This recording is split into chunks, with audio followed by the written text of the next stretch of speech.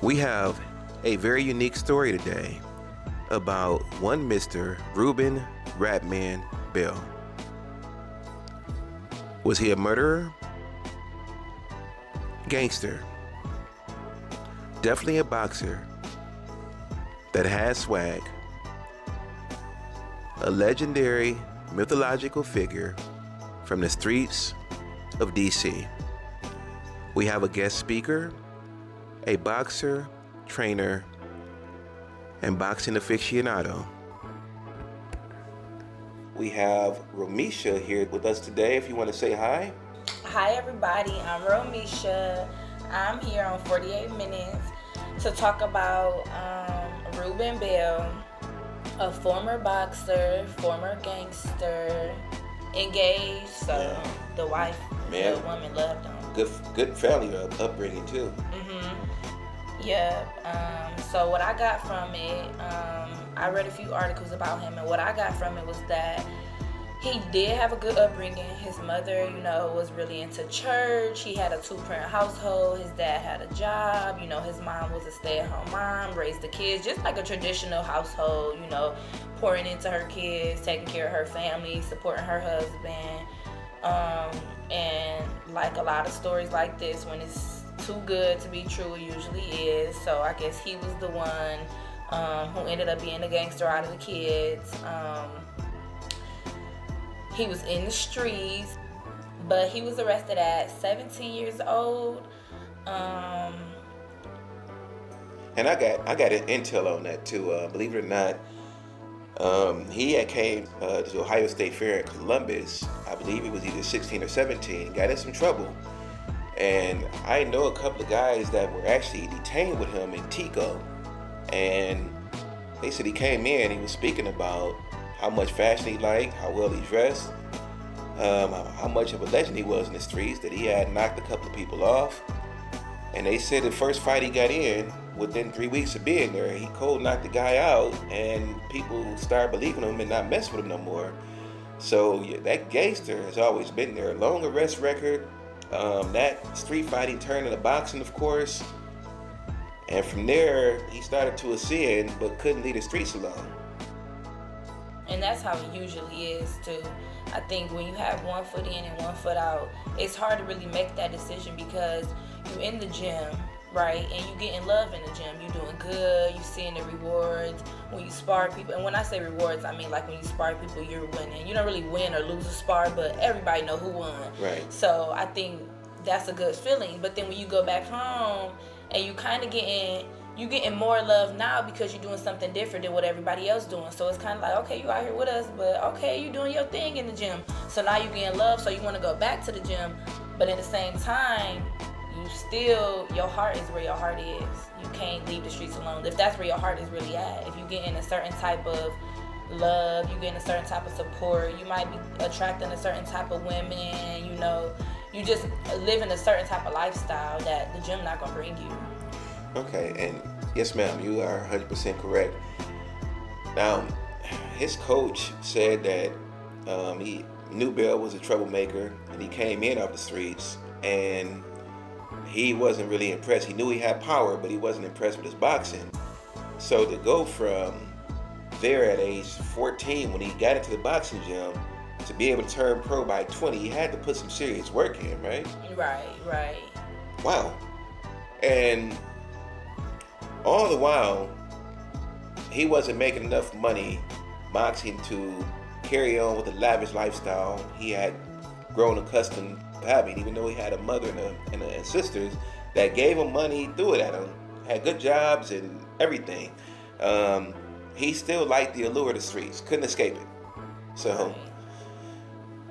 And maybe that's why his coach wasn't taking him serious at the beginning. He's probably like, as a boxing coach, you see a lot of different styles, you see a lot of different personalities.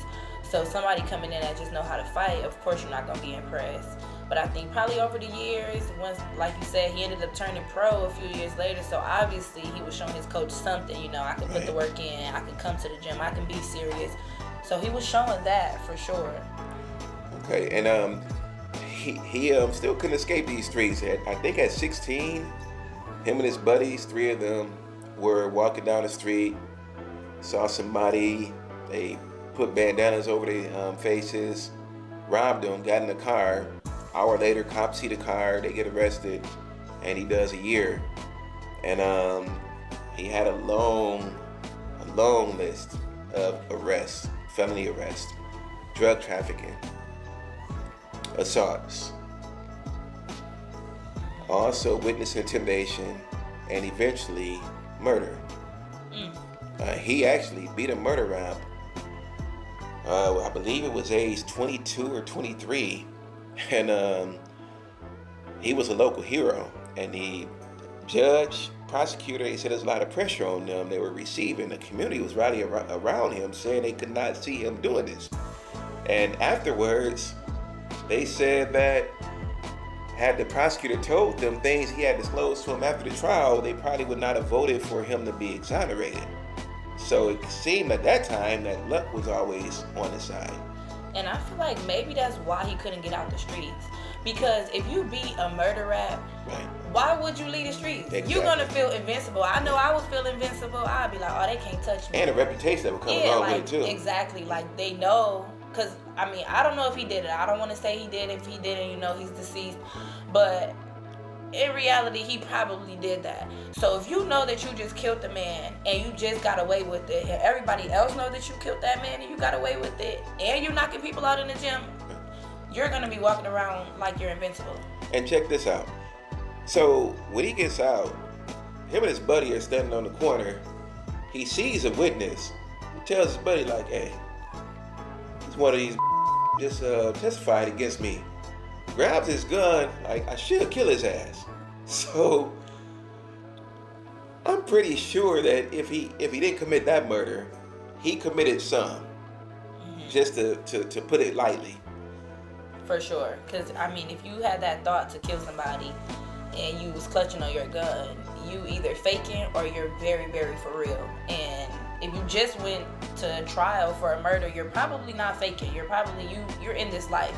I don't see nobody walking around with guns, going to court, beating cases, and that's faking. You're a killer.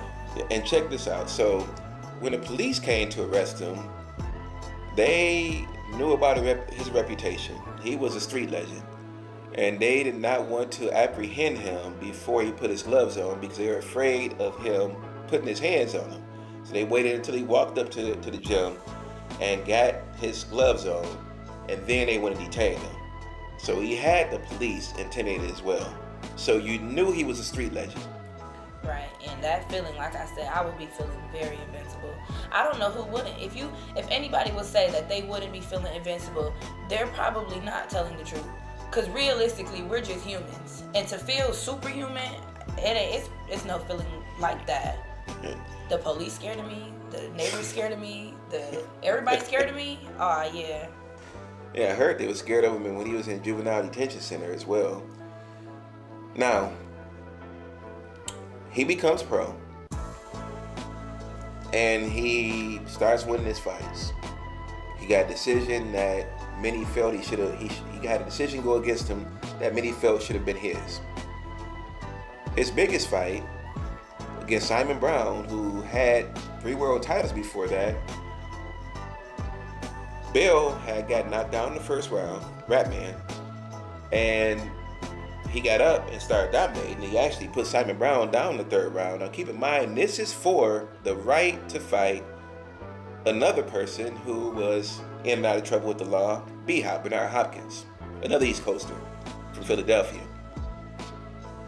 And the announcers had Ruben Ratman Bell ahead on the scorecards at the time that he actually, after the 5th round, quit on his stool. He said he had broken his hand, but when he got back to the corner, he said he actually had fatigued out. He was worn out. Had to be. I mean, what other reason would you not want to come back out in the round? Because you could be winning, you could be up on the scorecards, but in boxing, the job not done till it's done. So, I mean, you could be up 5 rounds, but if you don't come out that 6th round, you lost. If you come out that 6th round and get stopped, you lost. It doesn't matter. Oh, I was winning the first 5 rounds. Okay, and then you got dropped in the 6th round and you didn't get back up. Or you was in the corner and you didn't come back out. So, Jeez. he was done. Yeah, so his record at this time is 13-2. And once again, a decision that went against him and a fight that he was leading against a 3-time champion for the have a big money fight against B-Hop. And his coach was pretty pissed with him, actually hurt that he quit and he never looked at rap man Ruben Bell the same again.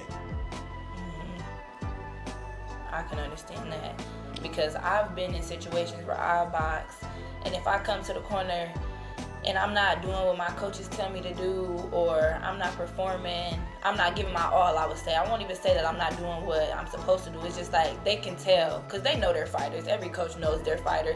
If my fighter is in there giving their all, because sometimes you come to encounters where the fighter might just genuinely be better than you, or it might just be that their night to shine. That's just how the universe works sometimes. But your coach is going to respect you if you're giving your all, opposed to, okay, you half stepping tonight. So I think any coach will be disappointed about that. Like, I'm coaching kids right now, and I've been coaching for maybe just a couple years now, but I've been taking it really serious this past year or so. And I'm telling you, like, as a coach, it's a feeling like no other. Like, I've been always on the fighter side for years, maybe the past 10 years or so I've been on the fighter side. But now that I'm on the coach side, it's like I just feel a different feeling, like even inside of me internally. Like when they do good, I'm just jumping up and down, I'm cheesing, I'm ready to cry, I'm so happy. And then when they do bad, I'm just so mad. Like I'm mad like it's me in there. Like it's crazy. So as a coach, you feel those emotions. It's definitely an emotional roller coaster. He's in the neighborhood where his mother lives.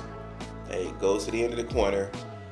They take the nozzle off the fire hydrant. They start playing, and he's showing off his physique, wearing his Speedos, and there's a car that keeps circling around the neighborhood. He gets paranoid, and he tells people in the area, okay, we done. Later on that night, we had Tomar Locker, the driver, Keisha Craig, his girlfriend, the passenger, and Smith, a friend who was on the outside of the car. A couple of minutes later, someone walks up and unloads on the car.